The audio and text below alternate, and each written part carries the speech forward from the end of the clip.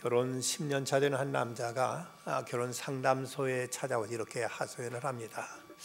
결혼 초에는 참 행복했어요.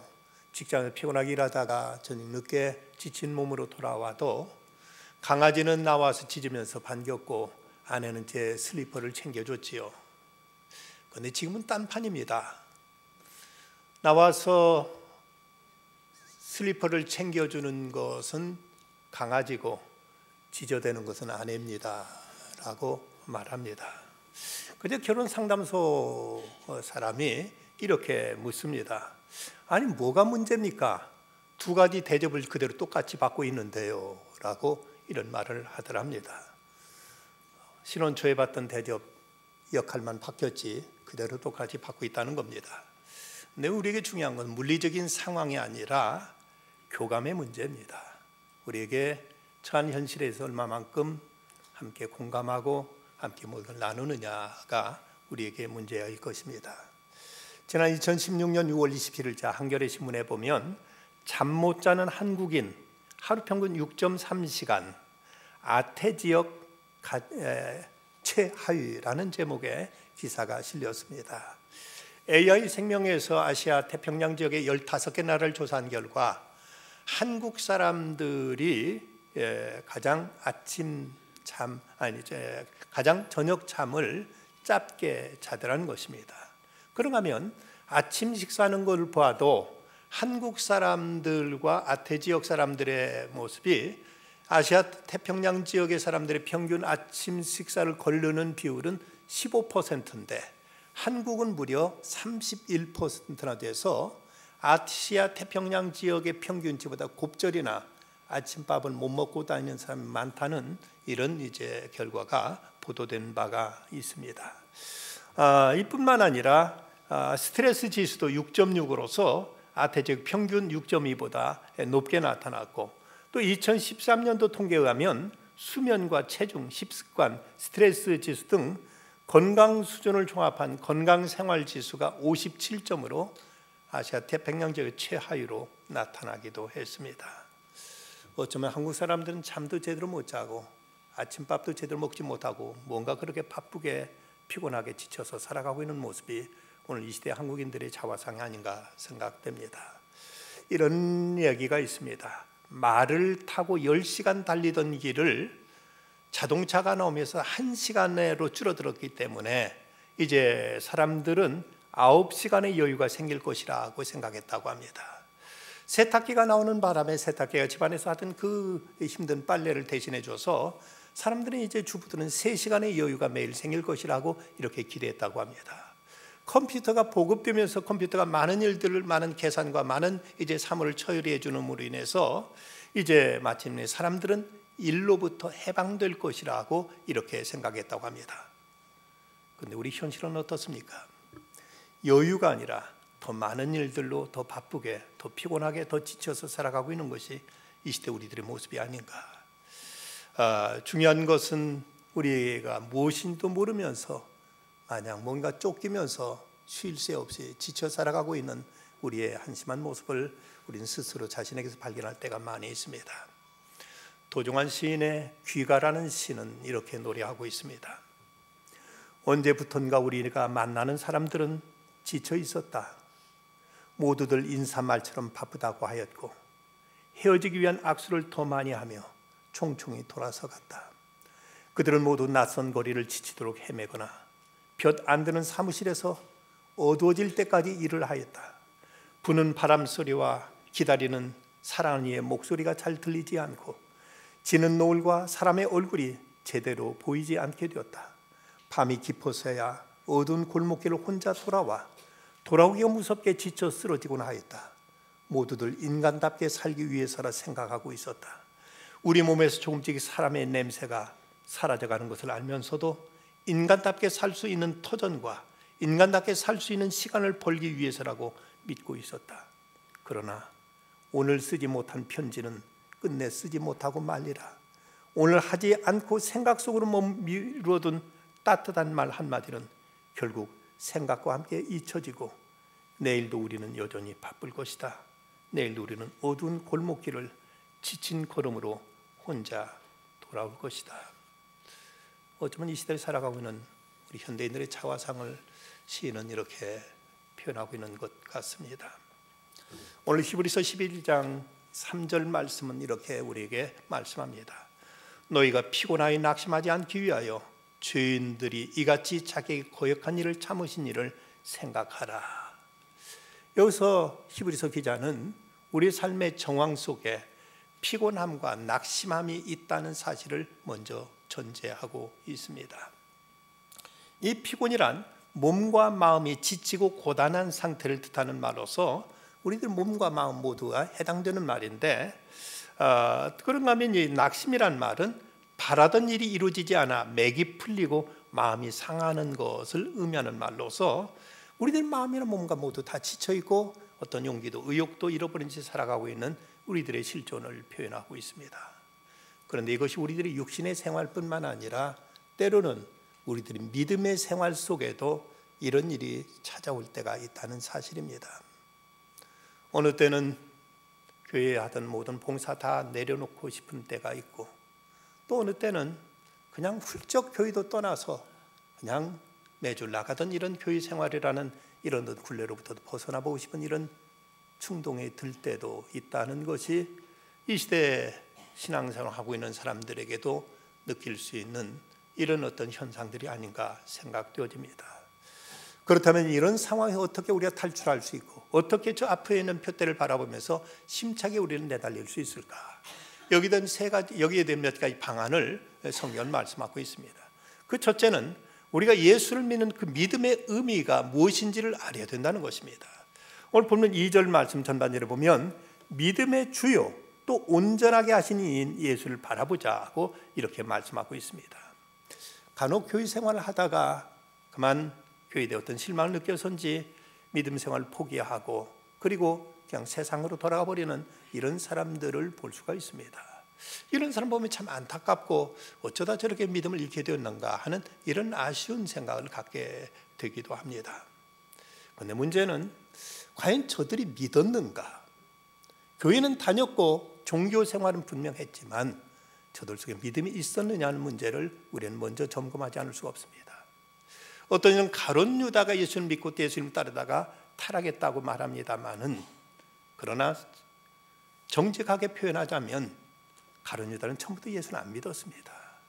그는 나름대로 자기 기대와 자기 어떤 목적을 가지고 예수님을 따르면서 예수님을 통해서 자기의 포부를 이루려고 했다가 예수님이 십자가를 향해서 나가니까 이거 자기 기대와 맞지 않아서 예수님을 미련 없이 버리고 예수님을 배신하고 예수님을 팔아버리는 것이지, 그는 예수님을 믿었던 것이 아니었음을 성경은 분명히 증거하고 있습니다. 요한복음 6장 64절 말씀 보면 이런 말씀이 나옵니다. 그러나 너희 중에 믿지 아니하는 자들이 있느니라 하시니 이는 예수께 믿지 아니하는 자들이 누구며 자기를 팔 자가 누구인지 처음부터 아심이로라. 바로 가룟 유다에 대한 말씀입니다. 그는 처음부터 믿지 아니했다고 성경은 분명히 증거하고 있음을 보게 됩니다. 복음서 어디를 찾아봐도 가룟 유다가 예수님을 향하여 주님이라고 불렀던 그 기억이 없습니다. 랍비여 아니면 선생이여 라고 이렇게 불렀을 뿐이지 한 번도 예수님의 신앙 고백적인 표현 주여 주님이여 라고 예수님을 주로 불렀던 기록을 성경 어디를 찾아볼 수 없습니다. 그렇다면 그는 처음부터 예수를 구주로 믿었던 것이 아니라 자기 어떤 정치적인 야심에서 지도자로 믿고 따랐다가 그것이 예수를 통해 이루어질 것 같지 않자 미련 없이 예수님을 저버린 것입니다. 여러분 한번 생각해 보십시다. 우리가 믿는 이 믿음, 이건 믿어도 좋고 안 믿어도 좋은 것인지, 과연 이 믿음 포기해도 괜찮은 것인지, 아직도 이 문제도 확답이 없다면 여러분 아직 온전한 믿음에 이르지 못하셨습니다. 믿음의 문제는 구원의 문제요, 생명의 문제요, 내 존재의 문제입니다. 이것은 그 어떤 것으로도, 물론 어떤 핍박이 찾아오고 어떤 어려움이 찾아올 때 잠시 우리는 안 믿는 척 할 수는 있겠고 또 잠시 교회 출석을 우리가 중단할 수는 있을 것입니다. 하지만 내 중심 속에서 예수를 모른다, 예수는 나와 상관없다, 그리스도를 우리는 이제 부정해야 할 수는 결코 없는 것입니다. 만약 그랬다면 아예 처음부터 믿음은 아닙니다. 믿음의 문제는 생명의 문제요, 우리 존재의 문제입니다. 이걸 떠나서 우리가 어떻게 다른 것을 우리가 기대할 수 있겠는가? 여기서 오늘 말씀 속에 보면 이제 이 그리스도는 누군가에 대해서 두 가지로 표현하고 있습니다. 먼저 믿음의 주를 라고 말씀합니다. 이 믿음의 주란 말은 믿음의 인도자, 믿음의 개척자, 믿음의 창시자라는 뜻으로서 예수님은 우리의 믿음을 올바른 길을 찾게 하기 위해서 친히 생명을 버리시고 우리에게 구원을 주신 분이라는 뜻으로서 이분은 이제 친히 하신 말씀, 내가 길이요 진리요 생명이라 하신 그 말씀대로 그리스도 그분이 우리들의 믿음의 핵심이요, 믿음의 시작이요, 믿음의 진수요, 믿음 그 자체라고 이렇게 표현하고 있습니다. 다음으로 온전하게 하시는 이라고 말씀하는데, 이건 믿음의 길의 목적을 달성시켜 주는 분임을 뜻하고 있습니다. 나는 알파 오메가요, 처음과 나중이라고 말씀하신 것처럼 우리 처음 믿음의 시작도 그리스도로부터 시작되었지만 믿는 과정도, 믿음의 완성도 그리스도를 통해서만 이루어질 수 있다는 것을 얘기하고 있습니다. 우리가 내 의지로 내 노력으로 예수를 믿어보지만 때로는 이것이 그만 포기하고 싶은 때도 분명히 있고 내 힘은 도저히 안 된다는 깨달을 때가 있습니다. 그럼에도 불구하고 우리 믿음을 끝까지 지켜주시는 분, 우리 믿음을 끝까지 완결시켜주는 분은 바로 예수 그리스도시라고 이렇게 말씀합니다. 한국인들의 가장 애송 찬송가인 305장 나 같은 죄인 살리신 그네 놀라와 하는 어메이징 그레이스, 이 찬송을 작사한 분은 유명한 영국의 존 뉴턴 목사님입니다. 이분이 끊임없이 이제 하나님을 거역하고 불순종하고 했던, 원래 그는 아프리카에 간 노예를 잡아다가 사냥에다가 이제 서방식에 팔아먹는 노예 상인이었습니다. 그는 한 번은 술에 잔뜩 취해가지고 물에 뛰어들어 죽겠다고 난동을 부렸는데, 그런데 그 뛰어내렸는데 그만 나뭇가지의 옷이 걸림으로 인해서 거기는 살아나게 됩니다. 그리고 나서도 그는 더욱 난폭해지고 악해지려고 애를 썼던 사람입니다. 한 번은 이제 그 노예선을 타려고 이제 예정했는데 그 배가 출항하던 날 갑자기 병에 걸려서 배를 타지 못하는 상황이 벌어집니다. 그런데 그 배가 이 존 뉴턴을 태우지 못하고 그냥 그대로 항했는데 얼마 못 가서 풍랑을 만나 배가 전복되고 침몰하는 바람에 배에 탔던 사람 중에 수백 명 가운데 4명만 살아나고 나머지 모든 사람은 다 몰살하고 말았습니다. 그때서 이 소식을 듣고 나서 존 뉴턴이 한 말이, 이 말할 수 없이 악한 자에 대한 하나님의 은혜가 얼마나 크신가 하고 진심으로 뉘우치고 회개하고 깨닫고 주님 품에 안기게 됩니다. 그는 그때부터 평생 나 같은 죄인 살리신 그 은혜 놀라와 이걸 입에 달고 그 은혜를 찬송하며 살았고, 마지막 그가 남겼던 묘비명에 존 뉴턴, 그는 한때 방탕에 빠진 노예 상인이었으나 우리 주 예수 그리스도의 풍성한 은혜로 구원받아 하나님의 자녀로 살았다고 이런 말을 자기가 스스로 남기고 숨을 거뒀다고 합니다. 존 뉴턴만이 아니라 우리도 그러하죠. 여러분, 우리 안에 예수를 알만한 지혜가 있다고 생각하십니까? 하나님의 경우에 하나님을 섬길 만한 그런 선함이 있다고 생각하십니까? 우리들의 본성에 의하면 어디에 매이는 거 싫어하고 내 마음대로 내 육체의 방종에 따라서 세상의 할로 모든 영광 다 취하며 살기를 바라는 이런 속성을 지니고 있음에도 불구하고 하나님께서 왠지 우리를 선택하셔서 하나님을 알만한 믿음을 주셨고 그님을 따르고 섬길 수 있는 이런 신앙의 길로 들어오게 하신 분이 바로 하나님이라는 사실입니다. 그 은혜로 인하여 우리는 이제 예수를 믿게 됐다면, 예수 그리스도 그분이 누군가를 안다면 결코 이 믿음을 우리는 소홀히 여길 수는 없을 것입니다. 찰스 콜스는 워터게이트 사건의 주범으로 몰려서 그가 이제 법의 처벌을 받고 감옥에 갇혔을 때 그 친구의 전도로 예수님을 영접하게 됩니다. 그러나 그는 이런 말을 합니다. 실패를 통해서 승리를 얻게 되고 깨어짐을 통해서 나음을 얻게 되고 나를 잃어버림을 나를 찾게 되었다. 실패를 통해 승리를, 깨어짐을 통해서 치유를, 나를 잃음으로 도리어 나를 얻게 되었다 하고 그는 이런 고백을 남기게 됩니다. 그렇습니다. 때로는 우리에게 상처를, 실패를 통해서든 이런 걸 통해서 하나님을 알게 되고 의지하게 된 것, 하나님의 은혜라는 사실을 알게 된다면, 바로 그리스도를 믿는다는 건 무엇인가를 알게 될 때 우리는 이 믿음의 길이 얼마나 소중하고 얼마나 이것이 귀한가를 우리는 깨닫고 여기서 새로운 힘을 얻게 될 것입니다. 두 번째는 믿음에 대한 보상을 우리는 알아야 됩니다. 2절 후반절 말씀, 그는 그 앞에 있는 기쁨을 위하여 십자가를 참으사 부끄러움을 개의치 아니하시더니 하나님 보좌 우편에 앉으셨느니라. 예수님도 물론 십자가가 얼마나 고통스럽다는 걸 잘 아셨습니다. 그러기에 겟세마네 동산에 가셔서 아버지 할 수만 있으면 이 잔인에게 그냥 지나가게 해주십시오 하고 눈물로 하나님께 하소연했습니다. 하지만 주님은 끝내 십자가를 향해서 나아가시게 됩니다. 여기 인간적인 어떤 상상력을 이제 통해서 그 장면을 뮤지컬로 만드는 지저스 크라이스트 슈퍼스타라는 그 뮤지컬에 보면 이런 대사가 나옵니다. 예수님이 겟세마네 동산에서 부르짖는 그 대목 가운데 정말로 내가 이렇게 죽어야만 합니까? 내일 아침 이렇게 십자가에 달려 죽어야만 되는 것입니까? 내가 이렇게 죽고 나면 내게 주는 보상은 과연 무엇입니까? 이렇게 억울하게, 이렇게 모순되게, 이렇게 죽어가고 말면 그 다음은 과연 어떻게 되는 것입니까? 하고 부르짖다가 끝내 이런 고백 결단을 합니다. 좋습니다. 내가 죽겠습니다. 주님은 십자가를 향해 나가십니다. 오래전에 상영했던 신의 아그네스라는 그 연극에 보면 그런 대사를 기억하고 있습니다. 내게 해피엔딩만 있다면, 내게 해피엔딩만 있다면, 말할 수 없는 고통과 고민 속에서 이렇게 힘들고 어렵지만 그러나 끝이 아름답게 끝난다는 보장만 있다면 오늘의 고통도 넉넉히 이기겠다는 이런 이 고백입니다. 예수님은 십자가의 고난이 얼마나 크다는 거 아셨지만 그 다음에 부활의 영광이 있음을 내다보셨기에 그 고통스러운 십자가의 길을 마다않고 걸어가셨습니다. 우리에게도 우리가 믿는 이 믿음의 결말이 어떻게 끝난다는 것, 이것이 얼마나 영광스럽고 얼마나 우리에게 다행스럽고 얼마나 복되다는 것을 안다면 결코 오늘의 신앙의 여정에 있어서 쉽게 낙심하거나 쉽게 지치지는 않을 것입니다. 세 번째는 주님의 사랑을 깨닫고 나도 그 주님의 사랑을 이제 누리면서 주님을 섬기는 일일 것입니다. 3절 말씀, 너희가 피곤하게 낙심하지 않기 위하여 죄인들이 이같이 자기의 거역한 일을 참으신 일을 생각하라.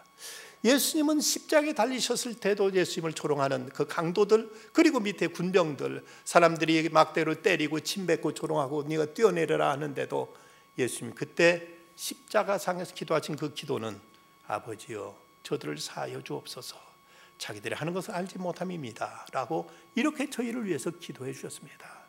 우리들도 하나님 앞에 얼마나 우리가 온전하게 온순하게 얼마나 달게 주님을 섬겼습니까? 때로는 불평도 원망도 때로는 하나님을 속썩게 했던 것이 한두 번이 아닐 터인데 그럼에도 우리를 위해 기도해 주신 그 기도 때문에 우리는 지금까지 이 믿음을 견지해 올 수 있었습니다. 죄인들을 품으시고 사랑하는 그 사랑이 헛되지 않아서 오늘 여기까지 이룰 수 있게 되었다면 우리가 오늘도 매일매일 생활 속에서 예수 그리스도의 그 십자가의 사랑을 우리가 깊이 묵상하게 될 때 우리는 믿음에 있어서 새로운 힘과 용기와 능력을 우리는 덧입게 될 것입니다.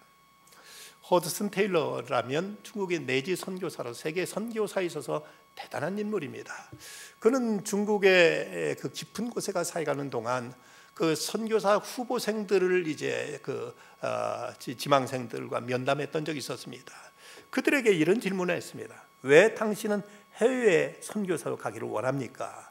그러자 한 선교사 후보생이 이렇게 말합니다.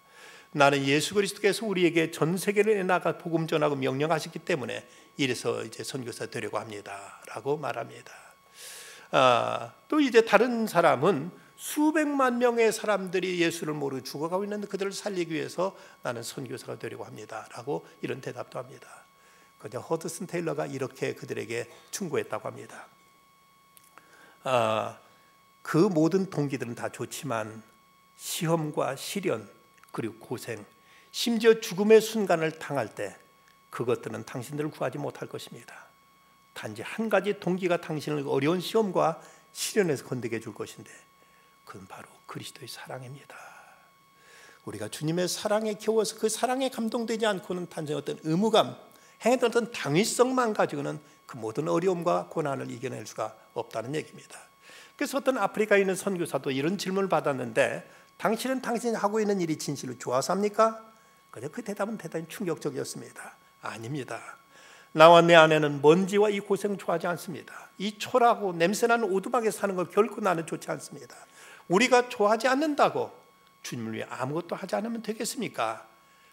우리는 가라는 명령 받았고 그리스도의 사랑이 우리를 강권하시기 때문에 그 사랑 때문에 나는 지금 여기 있는 것입니다 라고 대답하더랍니다.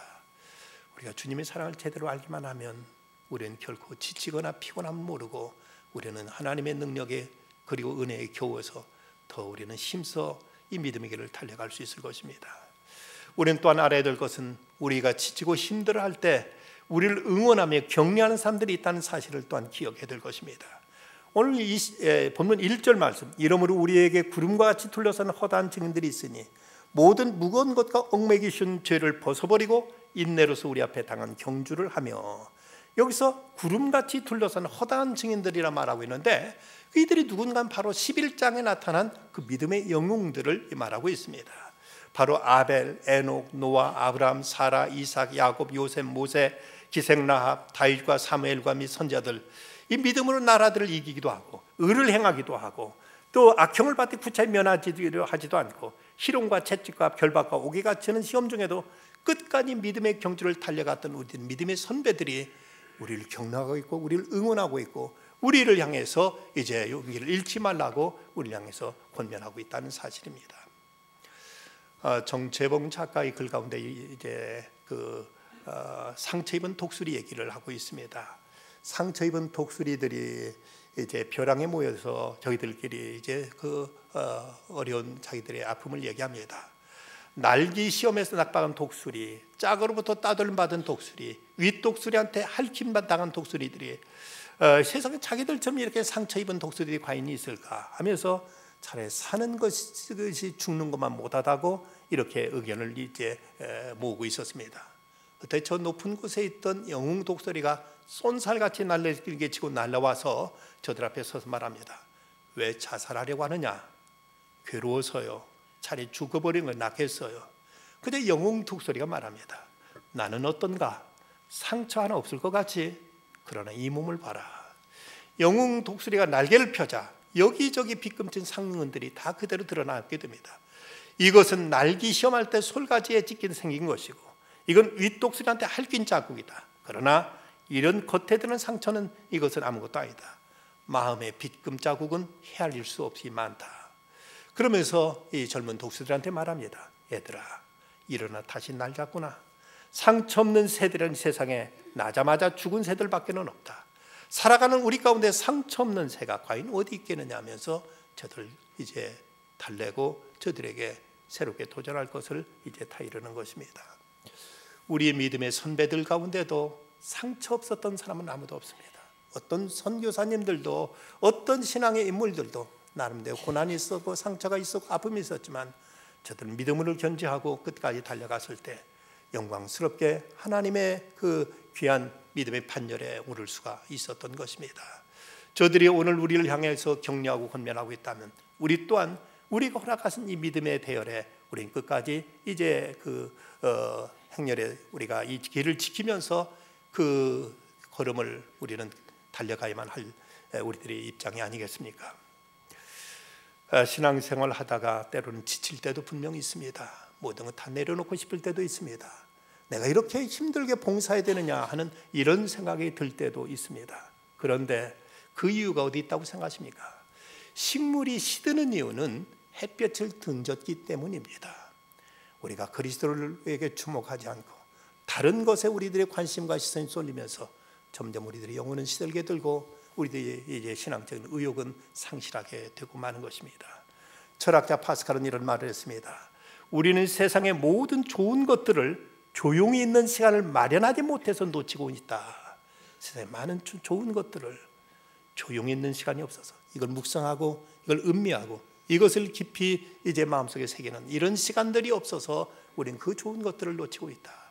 아름답게 밝게 떠오르는 저 동쪽 하늘의 태양, 그리고 참으로 그 꽃망울 터뜨리면서 곱게 피어나는 그 꽃들, 또 우리에게 그 살랑살랑 불러오는 그 봄 기운들, 이 모든 것 하나하나 우리가 생각해 보면 참으로 오늘 내가 살아있는 증거요. 오늘도 나를 보듬으시고 어루만진 하나님의 손길인데 무심코 아무 생각 없이 뭔가 일에 지쳐서 살아간 동안 그 많은 좋은 것들을 우리는 잃어버리고 있는 것입니다.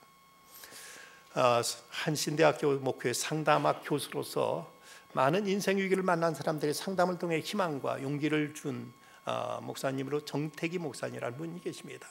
이분 우리나라 상담학계에서 대단한 이제 권위자로 알려져 있는 분입니다. 근데 이분에게 지난 40대 나이에 인생의 큰 위기를 만나게 됩니다. 그는 이제 모든 것 가정에는 아내와 자식이 있었고, 학교에는 자기를 따르고 존경하는 이제 제자들이 있었고, 주변에 많은 또 이제 동료 교수들과 그리고 많은 목회자들을 알고 있었습니다. 그런데 어느 때부터 갑자기 외롭다는 생각에 자기 곁에는 아무도 없다는 이런 고독에 사로잡히게 됩니다. 그러면서 자기가 하는 모든 일에 어떤 의욕을 잃어버리게 되고 심한 우울증에 빠져버리게 됩니다. 늘 이제 그러다 보니까 짜증스럽기만 하고 만사가 다 불평과 불만이었습니다. 그 모습을 보고 그 아내가 그에게 하는 말이, 당신은 부족한 게 지금 하나도 없는데 왜 그렇게 불평밖에 없으세요? 라고 이렇게 얘기하는데, 자기도 뭐라고 대답할 말이 없었는데 아무것도 마음에 와닿는 것이 없었습니다. 도저히 이래서는 안 되겠다 싶어서 그는 기도원에 찾아가서 고래고래 소리를 지르고 기도해봤지만 그래도 뭔가 자기에게 채워지지 않았습니다. 이거 이래서 어쩔까 고심하다가 문득 저 가장 이제 참담하게 살아가고 있다는 이제 그 소록도에 찾아가기 결심합니다. 그래서 모처럼 그는 시간을 내 가지고 소록도에 가서 어느 교회에 찾아가서 이제 주일날 예배 시간에 예배 자리에 앉게 됩니다.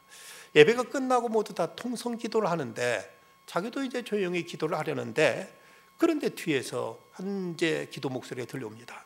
하나님, 하나님, 하나님의 은혜가 이렇게 놀라운데 제가 그 은혜를 어떻게 갚겠습니까? 하는 감격에 찬 울음소리와 함께 이렇게 하나님 앞에 피를 토하듯이 기도하고 있는 겁니다. 도대체 어떤 사람이 얼마나 큰 은혜를 받아서 저렇게 감격스럽게 울며 기도할까 싶어서 뒤돌아보니까 이게 웬일입니까? 그 사람은 코도 귀도 팔목도 없는 문둥병자로서 남은 눈은 일그러져 있었고 이제 한쪽으로 돌아가 있었습니다. 차마 눈 뜨고 바라볼 수 없는 그 몰골인데 그 노인 할아버지 문둥병자가 하나님, 하나님이 이렇게 놀라운데 제가 어떻게 그 은혜를 갚겠습니까? 하고 눈물 흘리면서 연신 하나님께 부르짖는 것입니다. 그 목사님은 이제 그 할아버지 앞에 꼬꾸라져 그렇게 눈물을 흘리기 시작했습니다. 말할 수 없는 이제 그 감동 속에 눈물을 흘리고 이제 한참 울고 있는데 할아버지가 그의 등을 두드리면서 일어나세요, 예배 끝났어요 하고 깨우게 일어나 보니까 할아버지가 어깨를 두드리면서 이제 그를 이제 격려합니다. 할아버지 뭐가 그렇게 감사하세요? 그냥 활짝 웃으면서 감사하고 말고요. 내가 문둥병에 걸렸다고 내 고향이 나를 쫓아냈습니다. 내 가족도 나를 버려서 이곳 소록도까지 쫓겨왔습니다. 그런데 이곳까지 나를 찾아와 이 엄청난 기쁨과 평안을 주는 분이 계시니 어찌 감사하지 않겠습니까? 그분이 누군데요? 할머니가 오셨나요? 물었습니다. 아니요, 예수님이 나에게 찾아오셨지요 라고 대답하며 환하게 웃는 것입니다. 이 정태기 목사님은 그날 저녁에 그 소록도 지역에 있는 어느 목사님과 함께 자기로 약속을 했는데 이걸 취소하고 그 할아버지의 오두막에 찾아가서 닷새 동안 함께 거기서 함께 먹고 함께 지내면서 이제 할아버지를 통해서 많은 신앙의 간증을 듣게 됩니다. 이때 지난 이제 할아버지가 눈물로 이 목사를 위해서 기도해 주자 10년 동안 그림자처럼 따라다니며 무겁게 짓눌렀던 그의 모든 마음에 맺혔던 모든 답답한 생각들, 여러 가지 외로움과 그리고 허무한 생각들이 깨끗하게 사라지는 것을 느끼게 됩니다. 여기서 그가 깨달았던 것은 사람들마다 모든 거 없는 것 없이 다 가지는 것 사람도 있고 어떤 사람 아무것도 갖지 못한 사람들이 있는데 그들에게 있어서 그들 마음속에 평안과 행복과 기쁨이 있느냐 없느냐는 세상의 어떤 물질도 명예도 아니고 그가 참으로 예수님을 모시고 있느냐 아니냐는 사실을 그는 절실하게 깨닫고 주님을 새롭게 영접하게 되었다고 합니다. 제가 지난 1981년도 1월달 장로신학대학 신대원 1학년이 맞춰가고 이제 2월달, 3월달이면 2학년에 이제 진급할 때인데 그때 2학년 되면 배워야 될 히브리어를 이제 1학년 윈터스쿨 1월달 한 달 동안에 미리 이제 수강해서 학점을 따면은 학기 중에 좀 더 여유 있게 공부할 수 있어서 이제 윈터스쿨에 제가 신청을 했습니다. 많은 학생들이 너무 신학교 학과 그 과정이 뭐 부담스럽고 힘들어서 여러 많은 학생이 방학 중간에 히브리도 하나 이제 끝내놓으면은 학점 따놓으면 다음 학기 때는 좀 쉽겠다 싶어서 신청을 했는데 난방도 되지 않은 강의실에 히브리어는 글자 쓰는 이제 그 순서도 왼쪽서 오른쪽이 아니라 오른쪽서 왼쪽으로 쓰고 전혀 한번 보지도 못한 글자, 점 하나에 따라서 얼마나 글자가 다른데 이것을 이제 매일 단어를 외우고 문법 외우고 그리고 그 다음 날은 또 이제 매일 시험 보고 그 과정이 너무 힘들고 이제 어렵다 보니까 많은 학생들이 모두 중대 하나하나씩 다 포기하고 아이고 이래 못하겠다, 차라리 학기 중에 그냥 해야 되겠다 하고 포기하는 학생이 늘어가고 있었습니다. 저도 이거 도저히 힘들어서 이 추운 날씨 못하겠다고 이제 포기하려는데 그때 교수님이 한마디 했던 얘기가 제 가슴을 찔렀습니다. 이때 히브리어를 가르치는 교수님이 한마디가 우리 깡다구로 하지 말고 은혜로 합시다. 우리 깡다구로 하지 말고 은혜로 합시다 하는 말이었습니다. 억지로 뭔가 악으로 해보려고 그렇게 몸부림쳤는데 도저히 더 이상 할 의욕도 용기도 의지도 없어서 다 포기하려는 순간 깡다구로 하지 말고 은혜로 합시다 하는 말이 제 가슴을 울렸습니다. 그렇다, 이것도 억지로 하는 일이 아니구나, 하나님의 은혜구나. 공부할 수 있는 것도 이 모든 현실도 모든 것 하나님의 은혜나 사실 깨달았을 때 지금까지 그렇게 부담스럽고 힘들던 것들이 깨끗하게 사라지면서 오히려 신이 났고 용기가 났고 오히려 재미가 있었습니다. 그래서 하나님의 은혜 가운데 학점도 괜찮게 잘 받고 이것을 이제 넘길 수가 있었습니다.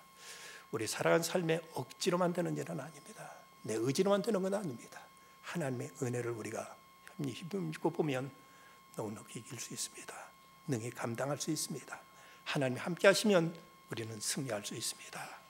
오늘 이사야서 말씀, 오직 여호와를 앙망하는 자는 새 힘을 얻으리니 독수리의 날개침이 올라감 같을 것이요 다른 박지라도 곤비치 아니하겠고 걸어가도 피곤치 아니하리라. 우리의 인생의 경주에 있어서, 우리 믿음의 경주에 있어서 우리를 오늘도 우리 믿음의 눈을 온전케 하시고 믿음의 완성자 되신 예수 그리스도를 바라보고 그분이 베푸실 그 상급을 우리가 기대하면서 주님을 의지하고 나가게 될 때 주님은 우리에게 새 힘 주시고 우리에게 큰 능력과 은총으로 덧입혀 주시며 끝까지 이 길 다가가도록 우리와 동행하시고 지켜줄 것입니다. 주님을 앙망하고 의지하고 바라보는 중에 믿음의 경주에서 승리하는 승리자들이 다 되시기를 주의 이름으로 축원합니다. 기도하시겠습니다. 자비하신 주님, 오늘도 이렇게 믿음의 길 달려 주 앞에 나왔습니다. 때론 지칠 때도 있고 힘들 때도 있는 저이지만 그럴 때마다 다시 한번 주님의 십자가를 바라보게 하여 주시고 하나님의 은혜를 마음속에 되새길 수 있게 하셔서 그 은혜의 힘력을 끝까지 믿음으로 달려가 승리의 개선문을 통과할 수 있는 저희들 다 되게 하여 주시옵소서. 예수님의 이름으로 기도드리옵나이다. 아멘.